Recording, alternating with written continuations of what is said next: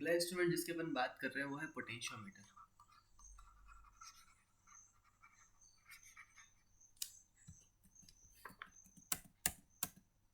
It is potentiometer.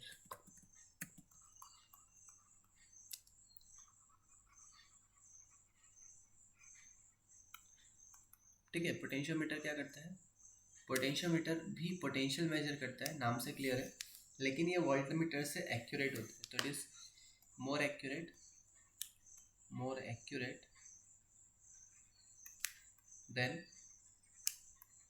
Voltmeter. ठीक है, voltmeter से ज़्यादा अच्छा होता है। बेसिकली आइडियल वोल्टमीटर हुआ तो ही वो करेक्ट रीडिंग देगा, है ना। लेकिन जो वोल्टमीटर पोटेंशियोमीटर है, बेसिकली वोल्टमीटर आइडियल हो नहीं सकता, प्रैक्टिकली पॉसिबल नहीं है। तो इसलिए हम वोल्टमीटर को यूज़ करते हैं in order to have more precise reading of a EMF या फिर potential difference across any device. Clear है? इसका जो बेसिक फंडामेंटल कॉन्सेप्ट है वो ये है कि ये पोटेंशियल ग्रेडियंट का यूज़ करता है। पोटेंशियल ग्रेडियंट क्या है, ध्यान से समझना। एक वायर लिया मैंने, इस वायर का रेजिस्टेंस है, ठीक है। लेट्स से इस वायर का टोटल रेजिस्टेंस आर है, वो आर यूनिफॉर्मली यहाँ से यहाँ तक होगा। लेट्स से इसकी लेंथ एल मान लेते हैं।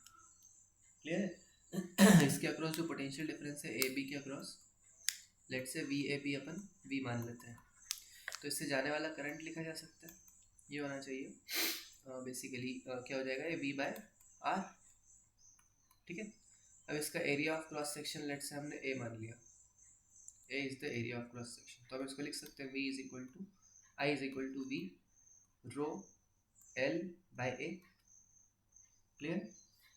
अच्छा, यहाँ से मैं आई की वैल्यू इस तरफ भेज दूँ तो v बाय एल की वैल्यू कितनी हो जाएगी, आई रो बाय ए।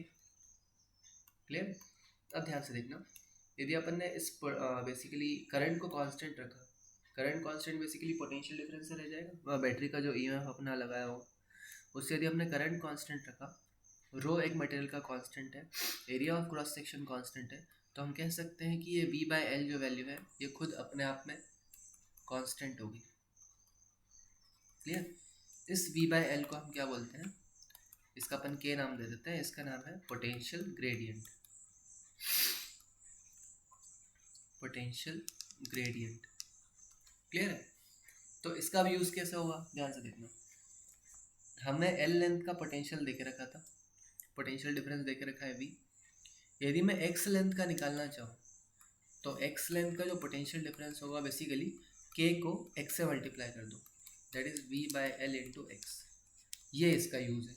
तो बेसिकली अपन किसी भी सेगमेंट ऑफ वायर का पोटेंशियल डिफरेंस निकाल सकते हैं। ठीक है, किससे? पोटेंशियल ग्रेडियंट से। क्या करेंगे, कैसे निकालेंगे? पोटेंशियल ग्रेडियंट को उस जो भी लेंथ अपन निकालना चाह रहे हैं उस x से मल्टीप्लाई कर देंगे। समझ आया? तो ये इसका बेसिक है, इसी बेसिस पर पोटेंशियोमीटर काम करता है। अब इसका कंस्ट्रक्शन देख लेते हैं। पोटेंशियोमीटर का कंस्ट्रक्शन, बेसिकली पोटेंशियोमीटर का हर सब कुछ इंपॉर्टेंट है। ठीक है, इसका कंस्ट्रक्शन देखते हैं। इसमें दो तरीके के सर्किट होते हैं, एक होता है प्राइमरी सर्किट और दूसरा होता है secondary circuit. Another is secondary circuit. ठीक है, primary circuit and secondary circuit. Primary circuit क्या होता है, ध्यान से देखना।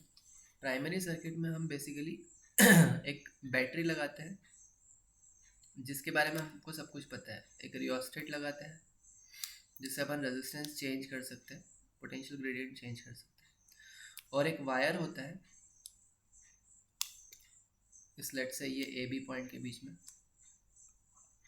इसका जो एरिया है वो यूनिफॉर्म होता है। इसको वायर को मैं दूसरे कलर से बना देता हूँ।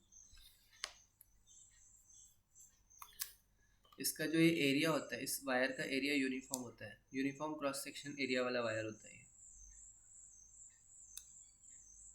ठीक है, तो ये वायर हो गया। इसके बारे में हमको इसका लेंथ पता हो सकता है, लेंथ पता होता है।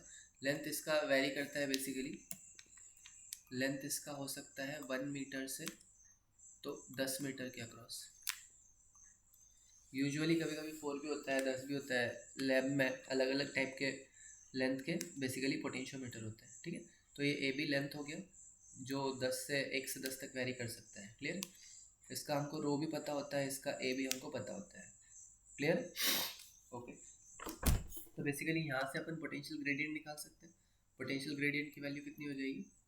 आई रो बाय ए, राइट? यदि हम यहाँ पे आई फ्लो करंट फ्लो होता हुआ माने, इसका ईएमएफ अपन ई मान लेते हैं। क्लियर? तो अपन आई की वैल्यू लिख सकते हैं। अभी अपन सिर्फ प्राइमरी सर्किट ही देख रहे हैं, सेकेंडरी को हटा ही देता हूँ। प्राइमरी सर्किट बेसिकली क्या करता है, प्राइमरी सर्किट सारी इनिशियल वैल्यूज सेट कर देगा, उसके अकॉर्डिंग फिर अपना एक्सपेरिमेंट आगे प्रोसीड होगा। क्लियर? तो अपन आई की वैल्यू निकालें। आई की वैल्यू यहाँ से जो जा रहा होगा उस आई की वैल्यू कितनी होगी? इस आई की वैल्यू होना चाहिए I must be equal to EMF E divided by total resistance कितना हो गया? RH। यदि इसका इंटरनल रेजिस्टेंस हो तो वो भी यहाँ पे इंक्लूड हो जाएगा, प्लस इसका रेजिस्टेंस कितना हो गया? रो ए बाय एल। क्लियर? इतना करंट यहाँ से फ्लो हो रहा होगा।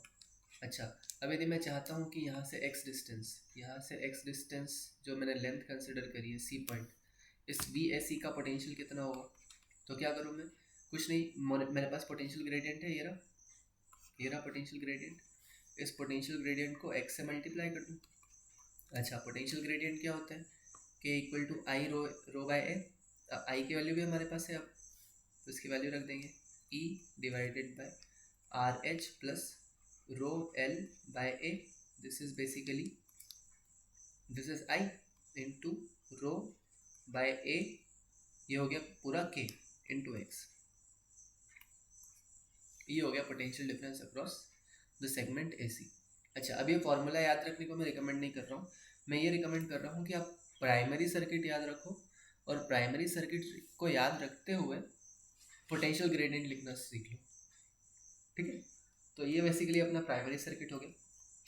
सेकेंडरी सर्किट देखते हैं।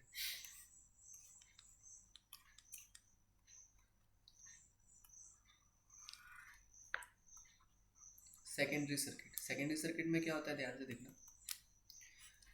प्राइमरी सर्किट बना दिया मैंने, प्राइमरी सर्किट फिर से बनाना पड़ेगा।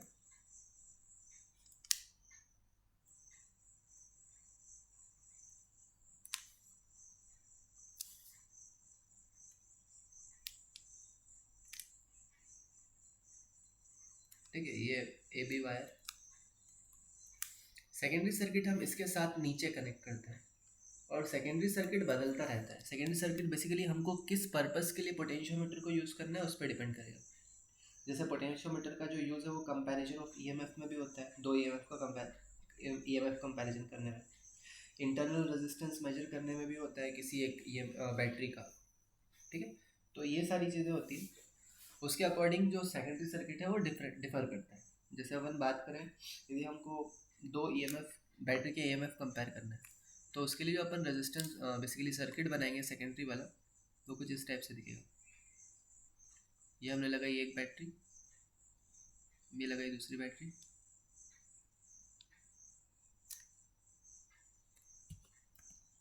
इनके स्विचेस लगा दिए,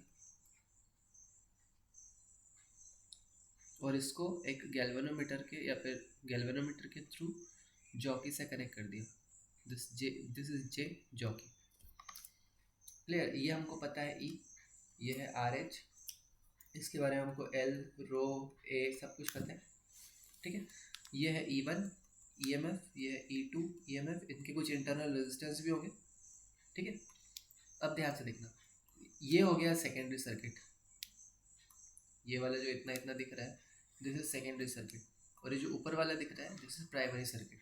जब भी पोटेंशियल ग्रेडियंट हमको निकालना होगा तो अपन सेकेंडरी सर्किट को डिस्कनेक्ट कर देंगे और प्राइमरी सर्किट में निकालेंगे, जिस तरीके से अभी अपन ने थोड़ी देर पहले इस तरफ निकाला था। क्लियर?